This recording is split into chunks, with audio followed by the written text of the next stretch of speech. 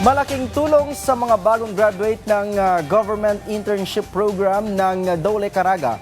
Bukod po sa libreng training, may buwanang sahod din silang matatanggap mula sa pamahalaan. Yan ang ulat ni May Jess.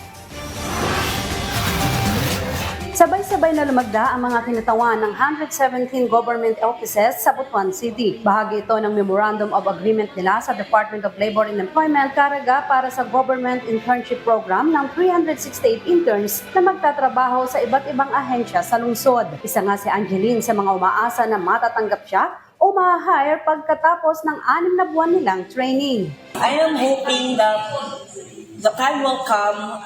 I have given opportunity to being absorbed in the Dole Caraga. Ang GIP ay isa sa mga programa ng Dole na naglalayong mahasa ang kakayahan ng mga bagong graduate sa kolehiyo, senior high, at maging ng technical vocational course. Isa rin ito sa mga hakbang ng kagawaran para mabawasan ang unemployment rate sa bansa, alinsunod sa direktiba ni Pangulong Ferdinand Marcos Jr. Kana pa lang makatabang ta sa ahensya sa gobyerno, madugangan ang ilang mga personahe.